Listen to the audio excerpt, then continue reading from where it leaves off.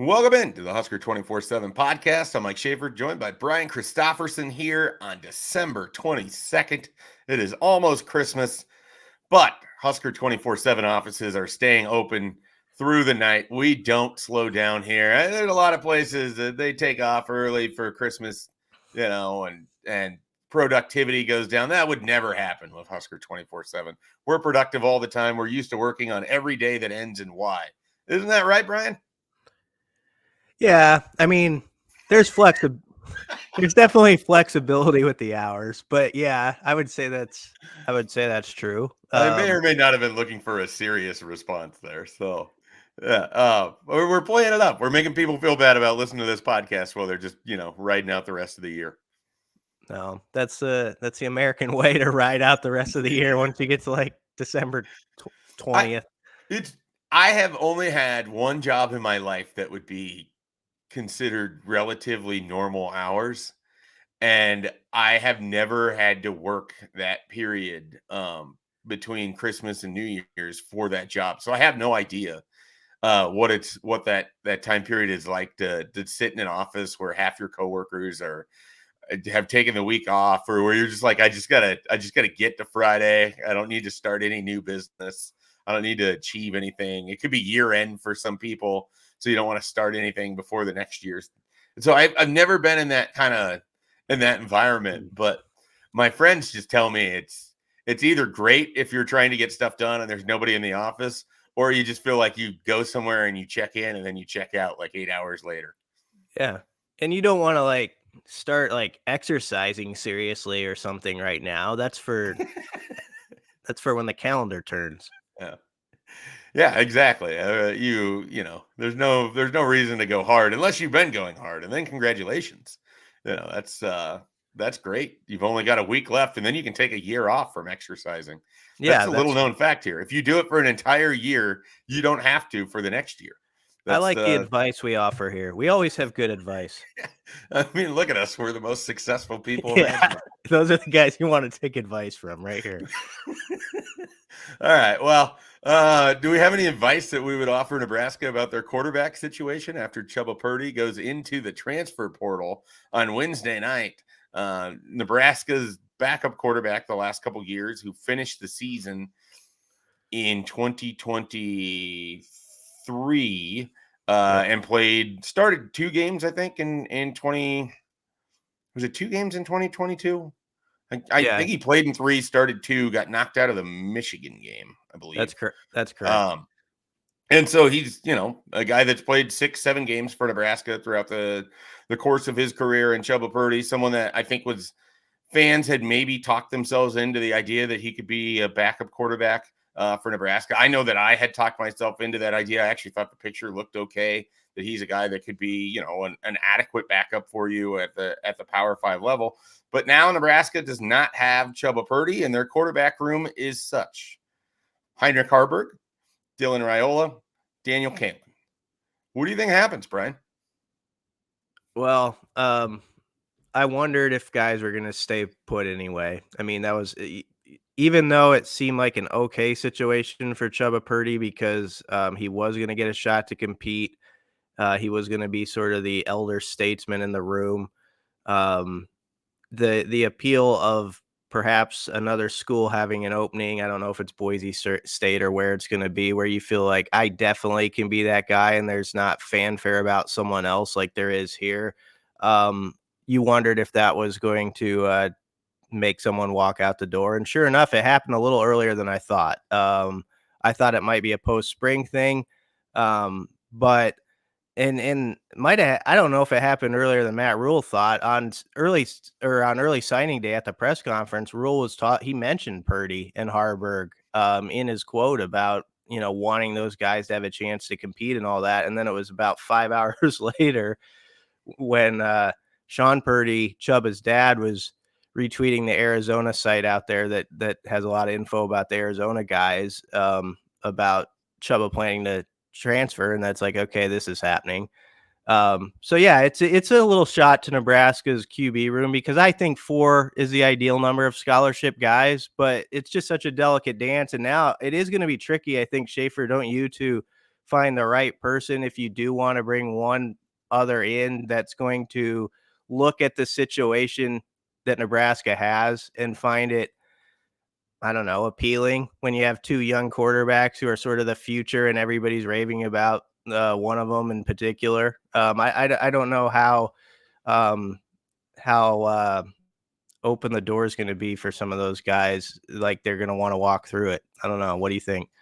Yeah, you're gonna have to find the right guy. I mean, I don't know who exactly that is or what exactly their resume looks like, but you have to find someone who's gonna be comfortable with the idea that they may not end up being the starter. They're gonna have to compete against an already incredibly popular 5-star quarterback. And they're coming into an environment where you might only be wanted for 1 year. So it's a very, finite uh tough picture to kind of put together here, because the ideal scenario to me, Brian, is finding an FCS quarterback that isn't so good that he has a bunch of offers or opportunities, or a group of 5 quarterback, or even a power 5 quarterback that would be comfortable with the idea that they have a season left, because I don't think Nebraska wants to commit a scholarship for too long if they don't have to. Mm-hmm. But could also be serviceable if they're needed, because I think you're in a weird spot where, you could easily look at this and be like, well, you still have Heinrich Harburg. He could be your backup quarterback. And I agree to an extent. But when Matt Rule talks about wanting Nebraska to be an offense like San Francisco's, the 49ers, I just don't know that Heinrich Harburg can play within the confines of that system and you would be successful. I think you have to call a different style of football game with him. And I don't think that's a great way to go with a backup quarterback more often than not. I think you want someone who can do similar to what you're already doing, so you don't have to change too many pieces if the person comes in. And again, I'm talking about this in the tone of this individual would definitely be the backup quarterback. And as I've said on previous podcasts, I'm not going to play the game where it's an open competition. It is not, to me, going to be an actual competition. It is going to be a coronation for Dylan Raiola. And I don't mean that as a bad thing. It just means I think whoever it is has to have a realistic view that there's a better than 95% chance they're going to be a backup quarterback. But I think they need someone besides Heinrich Harburg, because I just don't know if you want your offense to swing that dramatically. And that doesn't mean you can't have a role for Harburg. I would love to see him in the red zone, utilizing his ability to run the option, to lower the shoulder, the big physical nature. You had some sub packages for him in short yardage or just in the middle of the field, throw some teams off, work in the option pass. There's all different things that you can do from a sub package standpoint with Heinrich Harburg that I think would retain a lot of value. I'm just skeptical, Brian, that he could be your actual backup quarterback. Where are you at with that? I'm more okay with it than you probably. I mean, I like the fact that he's been through the fire. He's held that position, and I know the throwing game was rough last year. I think it ended up for him at like 50% or just under. It might have been a smidge under at like 49, the completion percentage. So you're going to need him to take a giant step. Now, if you listen to Rule, he will remind that like Harburg wasn't even allowed like in some of the QB meetings a year ago, like with the old staff. He was basically on the outside looking in.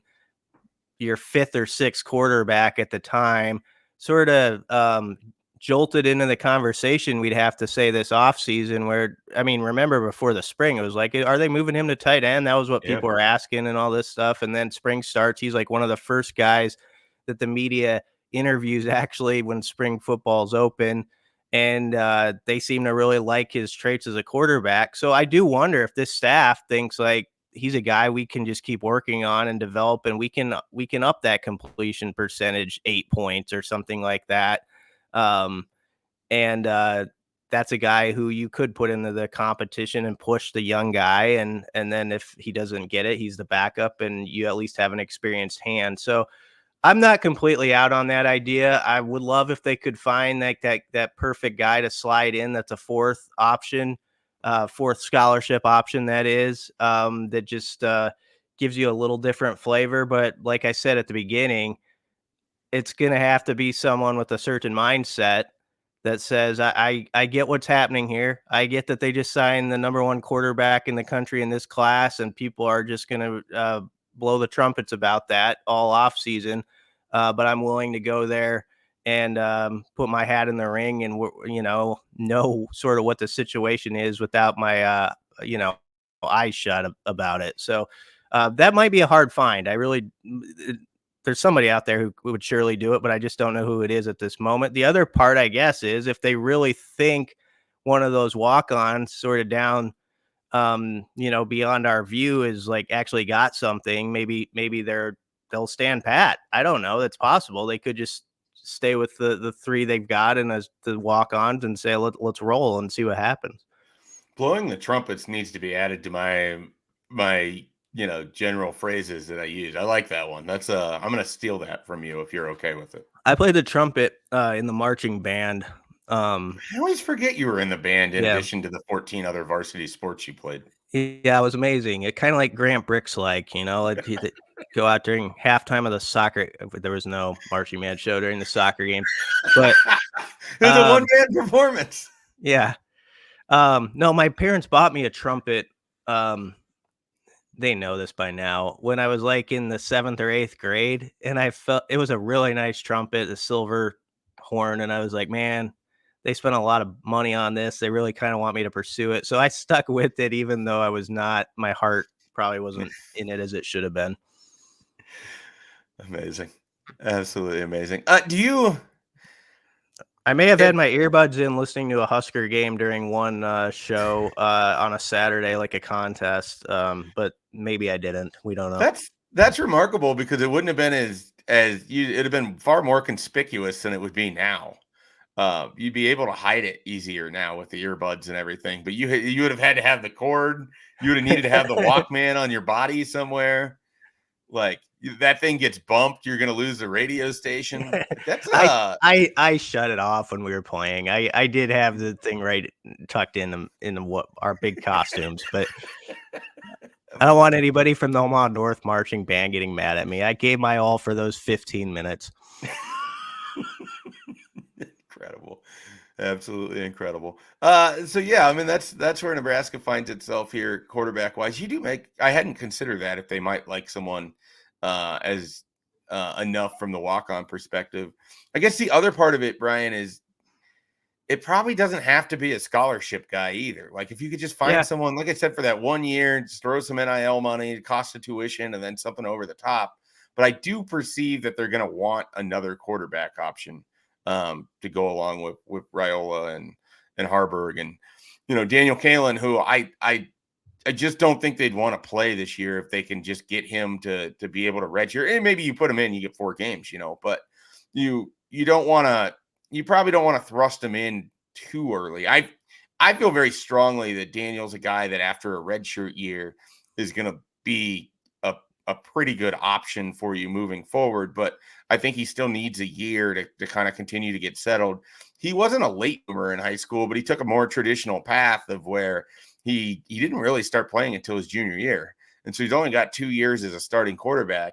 And, now that's kind of unheard of. A lot of these guys have their 3-4 years. And so I think because of that, you want a little bit more development time with Kalen before he gets thrown into the fire.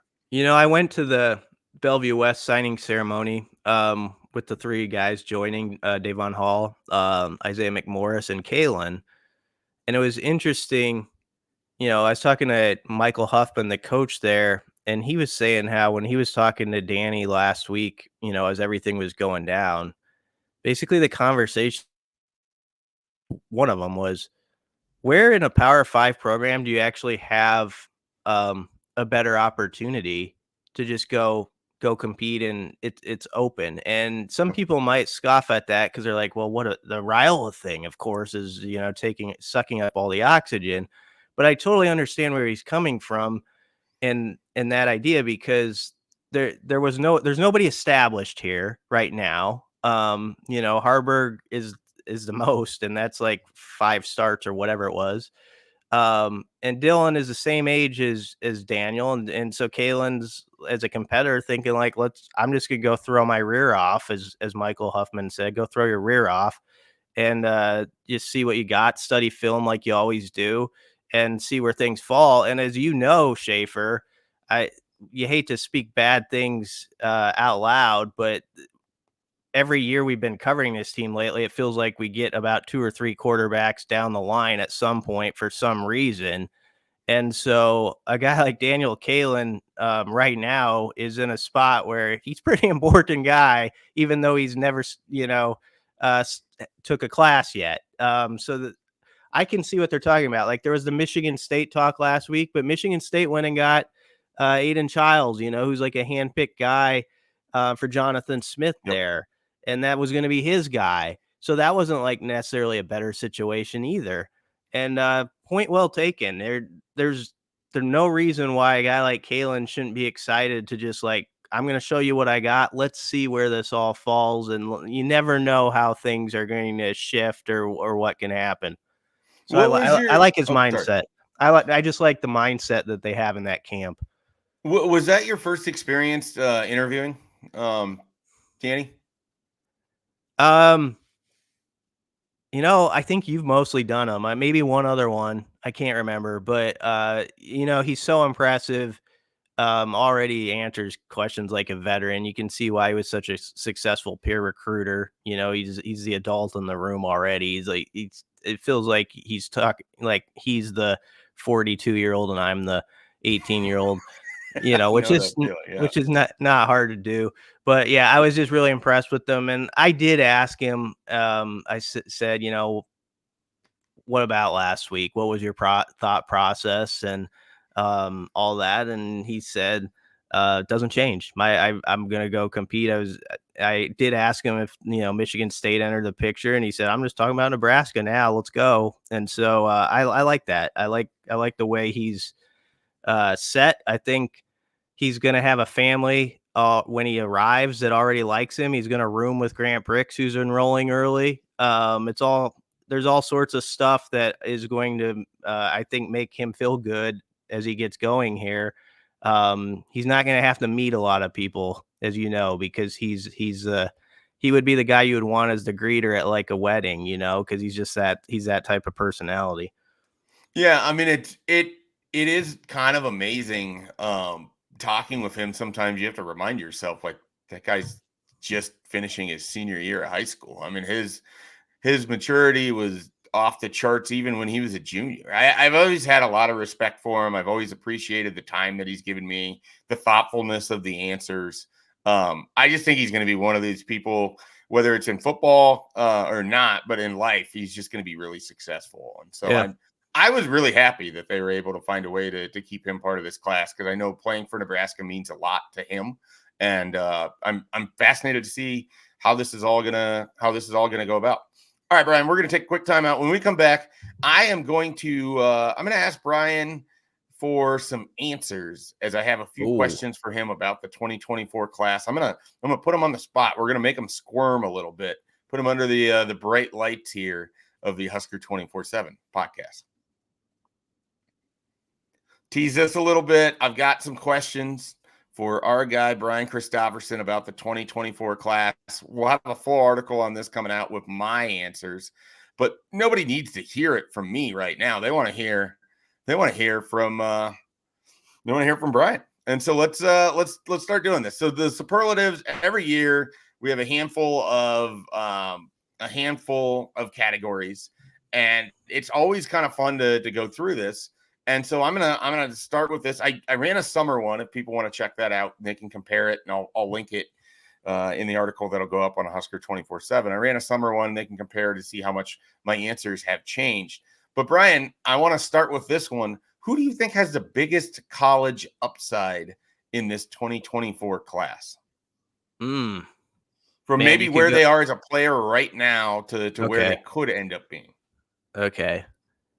And I like shouldn't be allowed to answer Riola too. That's just like almost that should be like a rule. You can't answer Riola on these.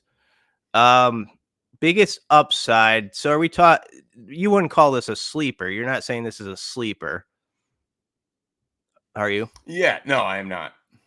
Okay. I would say Keelan Smith. Um I don't think Keelan Smith's a sleeper at this point, and I also think he could be something really, really good. I mean, the senior year he had down in Missouri, state player of the year, led his team to a state championship. Obviously, he's got the genes as a son of Neil. Keelan Smith, I think when he committed in the offseason, people are like, oh, that's exciting. Yeah, he's Neil Smith's son. He's probably okay. And I think now people are like, okay, let's see where this goes. And I'm pretty excited about it too, because I thought of all the players in this class, you could argue nobody had a better senior season than Keelan Smith, or at least he's in that, he's at that table. Yeah, no, I think that's a very very fair answer, and I think he's one of those guys that I'm really really interested to sort of see play because he was, I don't want to phrase this, in the summer. He was not as high on my radar as other guys. By the end of his senior year, it was very apparent that Nebraska absolutely stole him out of Mm-hmm. Missouri. And obviously having your dad formerly playing for Nebraska is part of that too. But I mean, just the season he had was just tremendous. All right, here's one for you. How about most versatile in this class, which features a number of guys that I think could play quite a few different positions? Most versatile. I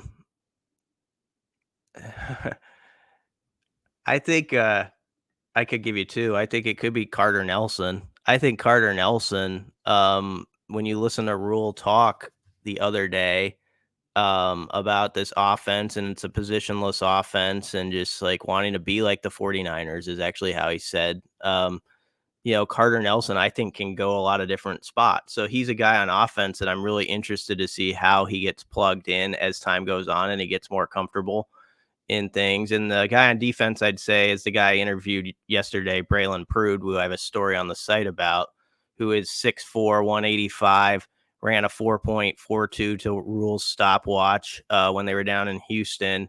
And he expects to be about 215. So he's going to be like in that Javen Wright category. So right now he's a defensive back. But he could be a rover. He can be a boundary DB right now, but he could also end up as an outside linebacker who's getting after the quarterback, And so I think Braylon Prude is like, when you talk about how this staff recruits and just like get them here, let's see how they develop, let's see where they fit, and we'll go from there. He's a guy that is a shining example of that. Yeah. I always find it difficult, and I always couch it with this. You can put Dylan Raiola for every answer. And so what I like to do is I either remove a player like that entirely, or I state, you can only fall in one of these categories. So if you're used for one, you're burned and you can't be used again. And so I understand when I ask this question, the default answer is going to be Dylan Raiola, but it would be for like 7 of these. So when Right. I ask you, Brian, who do you think the most intriguing or best NFL prospect would be out of this class? Where would you go? Okay. Um, I mean, Raiola's obvious, but I want to give a different answer. I'm thinking about it too. I don't want you to give away your answer yet either. Well, I I haven't given any of my answers so far. I mean, you know the I'm thing just I leaving it. I'm just leaving it to the you. the thing I liked when you talk about NFL prospects, it was a line Rule had Wednesday where he said, um, "I every recruit that we bring in here, I think could play in the NFL." He's not. He knows that things have to line up right and all that, but he's Sure. saying like, We're not going to take anybody if we don't actually see that as a potential landing spot for him. So I like that. That's the starting ground with these guys. I'm gonna go with just Grant Bricks. I just think Bricks is like one of the um easily one of the best players in this class. I think the staff viewed him that way from what I had heard. I know there were other linemen along this journey that were 5 stars that sometimes captured people's fancy, but I think Grant Bricks was always top of the list to this staff as far as O linemen they needed to land. And it was a tough recruiting battle. It was one of those where people would have been really disappointed had Nebraska not come out on top. and he probably would have went somewhere else and had a lot of success, and you'd hear about it every few weeks, during the season. And so the fact that he's here, I think he's got that type of potential to him, and that he's enrolling early now. That's exciting. So I think Bricks is my answer. Yeah, they definitely like Grant Bricks a lot. And I'm mostly fascinated when he gets his chance to play. Is it going to be as a right tackle? Is it going to be as a guard? Like, will they, because I these are comparisons, and people might get mad about it because they're not going to think that these guys had great careers necessarily. But I see a lot of Matt Farniok. I see a lot of Turner Corcoran. And what I mean by that is really talented Midwest high school guy that maybe doesn't have elite size measurables in terms of length. And so that kind of like none of those guys should be left tackles. Turner Corcoran has been asked to be a left tackle, but he's not a left tackle by just sort of body development, and they're both interior linemen. And I think that's why Grant Bricks, I mean, there's other services where he was the number one interior offensive lineman in the country. And I don't think that needs to be a bad thing. I just hope that Nebraska is able to put him in a spot where he can be successful. Because for both Matt Farniok and Turner Corcoran, they were often asked to do things that wasn't where they would be the most successful collegiately, but it's what Nebraska's offensive line needed them to do. And I hope that that's not another similarity that Grant Bricks will share with those two guys. And again, I like those were two top 247 offensive linemen, one from Kansas, one from South Dakota, and now they've got another from Iowa. I mean, there's I think some real similarities there. And again, that shouldn't put a cap on what Grant Bricks can be. I mean, Matt Farniok's playing in the NFL. I still believe the best version of Turner Corcoran is out there, and I hope we get to see it in 2024. And I hope that means he gets to be the left guard or right guard, and he just gets to go and play in the interior, and his athleticism will shine through, and he doesn't have to deal with speed rushers.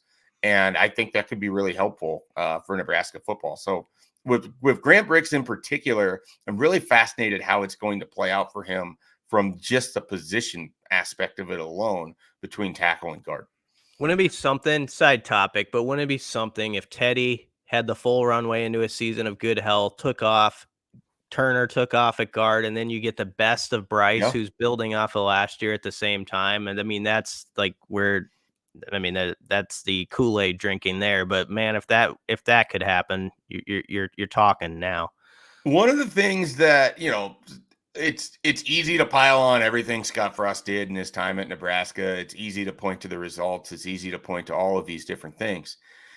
They made an effort from the very first moment they got here to rebuild that offensive line. I mean, it was it was in shambles, basically, Brian. Like you had Brandon Hymus and you had Matt Farniok, and that was largely what they inherited in terms of future pieces to be able to play with.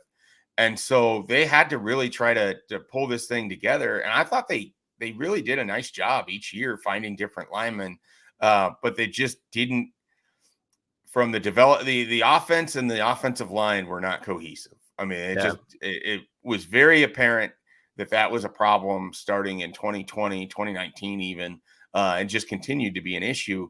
And it felt like this year, and I was as hard on Donovan Raiola as anyone. I mean, absolutely just did not feel like he deserved the job, and certainly didn't feel like he should have been brought back by Matt Rule.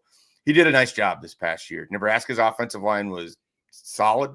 And if they can take a step to being a strength, what a lift that would be for a team that might have a freshman quarterback. I mean, you paint a picture where you have these guys in Prohaska and Corcoran and Benhart and Ben Scott that are, good players or perceived to be good players, that if they just take that step collectively, that could be such a boom for Nebraska that, if you really wanted to engage in, if things were to go right, which is a tough game to play around Nebraska, but if things were to go right with that offensive line, man, that would be such a lift for the running game, for the passing game, for all of it.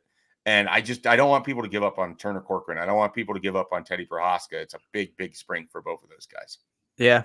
And by the way, on Donovan Raiola, the open mind I had about him was based to the idea of last year's offense was so like Trey Palmer's Disjointed. down there somewhere that like you wondered if, and I wonder, you think Rule maybe saw this, like this guy his coaching didn't really get a chance to show, like maybe, like you in those behind the scenes conversations, it's like this guy knows his stuff.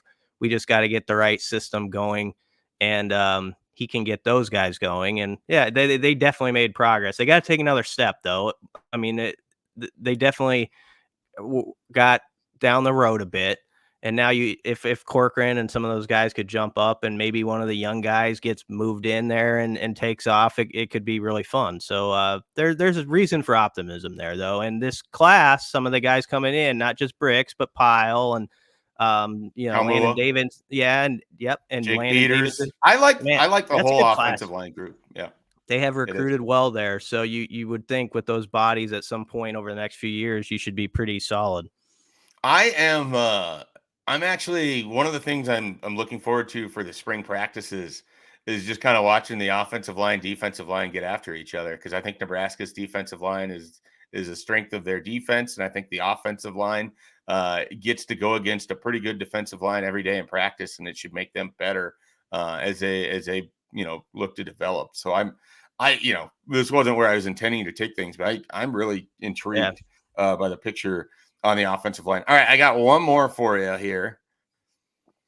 All right. We are going to go with, so we just did best NFL prospect. I want your biggest steal in this class, the guy that you just feel like Nebraska made an evaluation win. And I know that Keelan Smith could fit for this too. So I'm going to kind of ask you if you can maybe step outside of that one. Who's someone that you think Nebraska just identified and they're going to reap the benefits of? Donovan Jones. I think he's going to be just a really good player. Those who followed the high school scene here locally, they saw some of the plays he made, and he's just a tremendous athlete. I have a feeling he's going to really excel. Now, I will go outside of the state because people could say, well, that's an in-state guy. You got to go after him. Roger Gradney would be my answer. Can I interject real quickly? Yeah. He might be an in-state guy.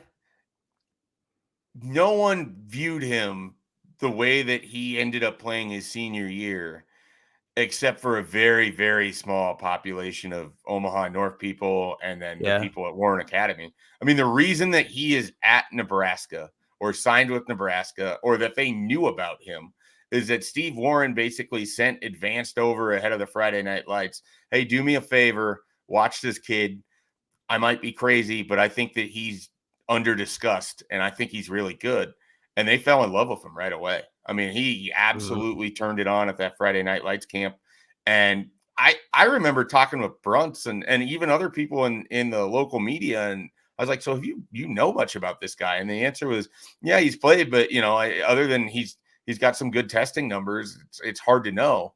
And so it was one of those in June where I was kind of like, okay, like this feels like an offer you could make in December. What are you doing here? And then he just has this monster senior year. I mean, he was really good. If I was thinking of the list of the best players I watched in person this year, it's Carter Nelson, it's Grant Bricks, and it's Donovan Jones. I mean, those are the three guys, and the gap between them isn't as big as people might suspect.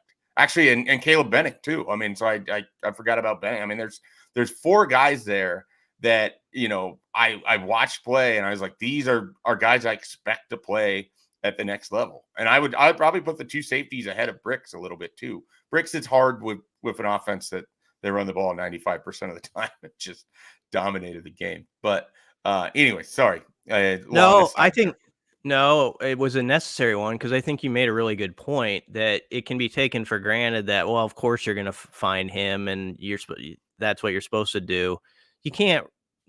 That was a bad way to frame it by me because you can't look at it that way anymore. I think in modern recruiting, when you have all these other schools poking their heads, I mean, you have teams flying to Ainsworth for goodness sake to look at a prospect, and all those guys in the Omaha metro area. If you're like a top 5 or 6 player in that area now, you're going to get attention from Iowa and Kansas State and everybody, in the Midwest at least, and probably beyond. And so This goes back to when I was at Bellevue West ceremony. One thing Huffman said that he really appreciates, which I'm going to save for a notebook, but I'll say it here, is they didn't wait on guys to offer them at his school, and we see that with Donovan Jones, where it's like they didn't need to see Iowa come in or somebody necessarily to say, okay, we're after this guy. They made their own evaluation, and they didn't play the game, which I understand you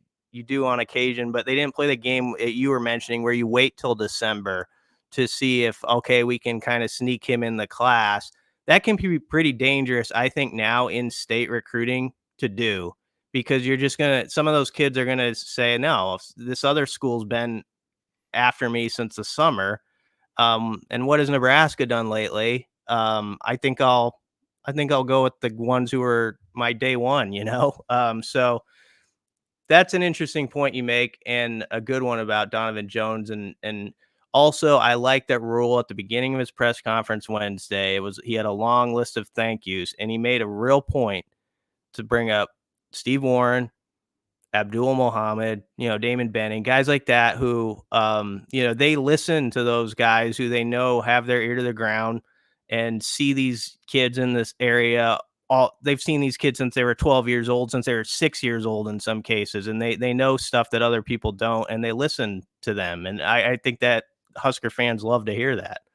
Yeah, and I think that I was looking at this the other day. I mean, the upswing of what we're seeing in terms of in-state players that are recruitable athletes that are playing Power 5 football or have the opportunity to is just taken off in these last few years.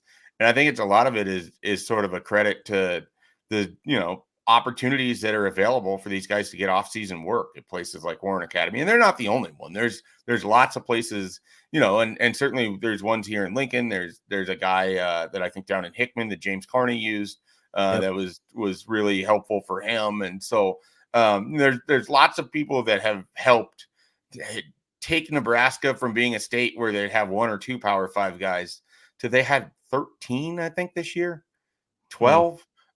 That's remarkable, Brian. I mean, I just I don't know what it was like necessarily with Tom Osborne, but I just don't think that you would have 12, 13 guys signing with Power 5 schools. And the thing about Donovan Jones, that's a guy that they used to miss. Like they used to just not get him. And Yeah. then, he would go to a North Dakota State or to a Wyoming or wherever, and then go have a nice career. And people would be like, well, how did you miss this? And so I'm really excited about him in particular. So Yeah. I think that basically covers it. There'll be a lot more that'll be in the story. Like I said, there's a lot of these. I mean, I could ask you the best overall player or best player in the class, and you consider Dylan Raiola, and I'd be like, well, what about not him? And then it gets a little bit more interesting. But there's a lot of different pieces in this class that I'm really kind of excited about. Like I think it is a top heavy class in terms of surefire hits. Or I shouldn't say anything surefire in recruiting, but likely your highest likelihood of hits. But I think they have a lot of guys, whether it's Rex Guthrie, whether it's Donovan Jones, whether it's Landon Davidson, Jake Peters. They have some of those guys from June that they bet on that I think they're going to cash in some lottery tickets, in those players' careers, and they're going to get some good guys because of it. Well, they're also betting on they treat June as we're going to camp out. We're going to actually have like the head coach on the scene, and all these guys are going to get close attention that maybe they're not getting elsewhere. We're going to really study and use that June month to recruit under the radar guys in some cases that others don't know about. And so I think they're really proud of. It takes a lot of work that month, but I think they're proud of like what they're doing, with those camps and what it might mean for Husker football in the years to come. Now we will see. But yeah, I think it's a good class on paper, and we say that probably every year, I guess. But I don't.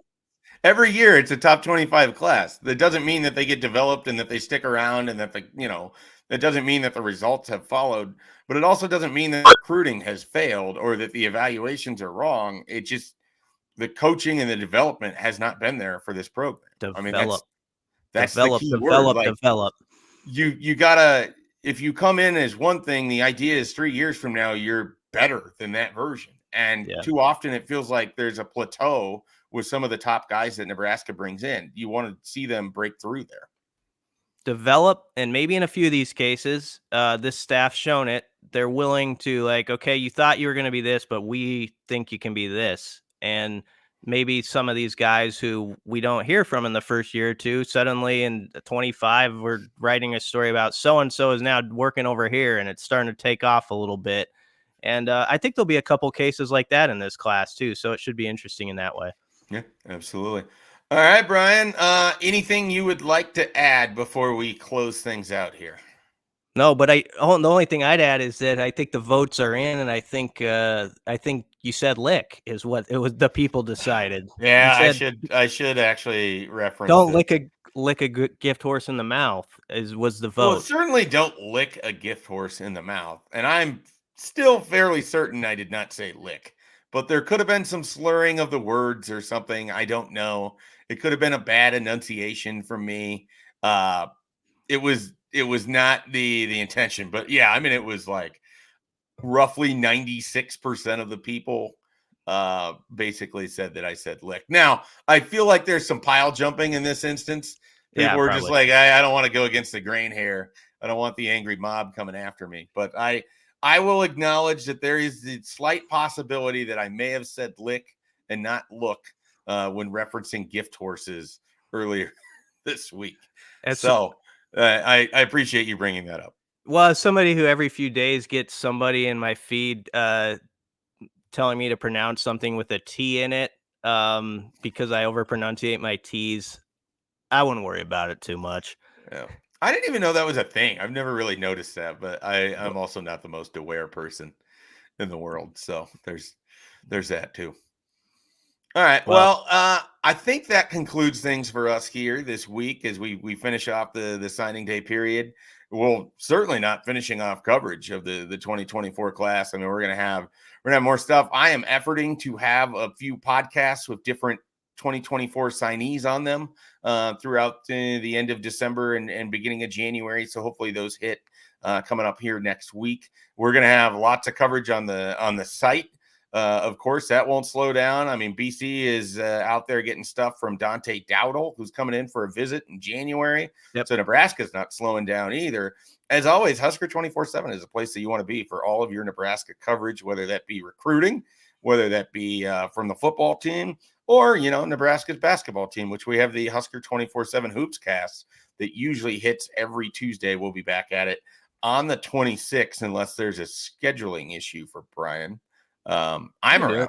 Yeah, we can do it. We'll be back on Tuesday. We can discuss that kind of critical North Dakota comeback from That a was sleepy Wednesday night at Pinnacle Bank Arena. Yeah, got a little nervous for a while there, but no damage done. So we'll be at it Tuesday with that.